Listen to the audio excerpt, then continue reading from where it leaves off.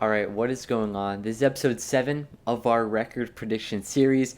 A lot of stuff going on as I'm recording this video. It's currently August 3rd. Recording this about a week or two before I actually post it. And on this day, the NFL has appealed the Deshaun Watson case, and now he could be suspended for the whole entire season at the very minimum. So a lot of stuff could be going on today. May have to actually redo my NFC North predictions because that would change a lot of things throughout the league for me. But we have the NFC South in this one, so let's get right into it. Coming in at last place in the NFC South, I have the Atlanta Falcons finishing 2-15.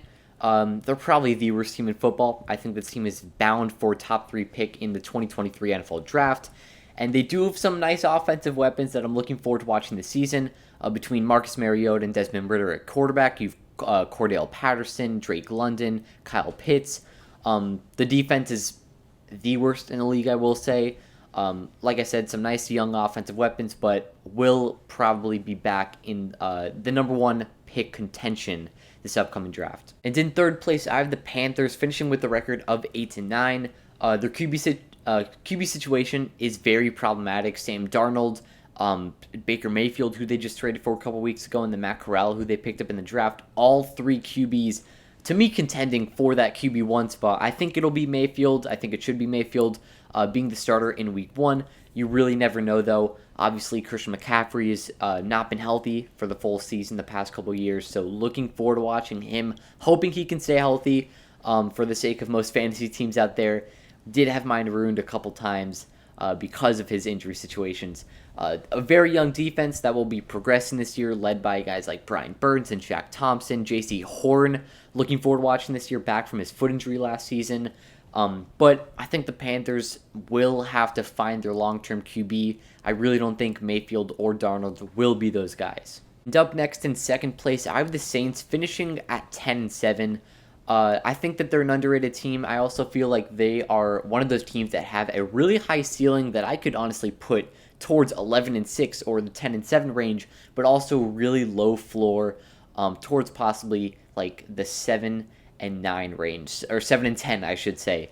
Jameis Winston played really well before his ACL injury last season, and we were kind of all surprised a couple days ago, at least from when I'm recording this in training camp, when Mike Thomas just magically reappeared and looked pretty good through the first couple days. So maybe him and Chris Olave can be a really nice receiving duo in New Orleans. Losing Teron Armstead really is not going to be as much of a loss as it sounds, considering he was out for a lot of the time that he was in New Orleans for a lot of injury concerns heading to Miami.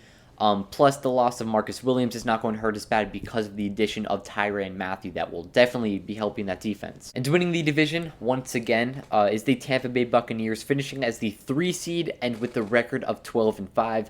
I think that they're going to easily win the division. Really don't see much competition other than, I guess New Orleans is there only because they're the team in second place. I do want to see what's going to happen with this team. With 3 new offensive linemen, all 3 interior guys, with Ali Marpet retiring, Ryan Jensen getting injured a couple days ago in practice, and it looks like he's going to be out for most of, if not the whole entire year. So big losses for the Bucs. I think the offense is still going to be elite with Tom Brady behind center. Leonard Fournette is looking to possibly prove all the haters wrong after all the reports of him gaining a lot of weight going into training camp or OTAs, whatever it was. Chris Godwin may not be back for the start of the season, but Russell Gage, I think, will have a tremendous year and definitely help a lot of people's fantasy teams. And then Mike Evans, of course, is that number 1 receiver, will, like always, be a stud. And other than those 3 interior offensive linemen who are young guys that the Bucs basically took in the draft or signed, they're showing a lot of faith in them, obviously starting them, not really making any major trades. But this is basically the same team, both defensively and offensively, if not a little bit better, other than those 3 O-linemen that made it to the Super Bowl and won it a couple years ago. So I think the Bucs should be right back into the postseason, potentially making a pretty nice run. But that will wrap up this episode of the NFC South record predictions. Make sure to stay tuned for the next one, which is our last one in the NFC West. But that'll be it. Make sure you have a great day. Peace.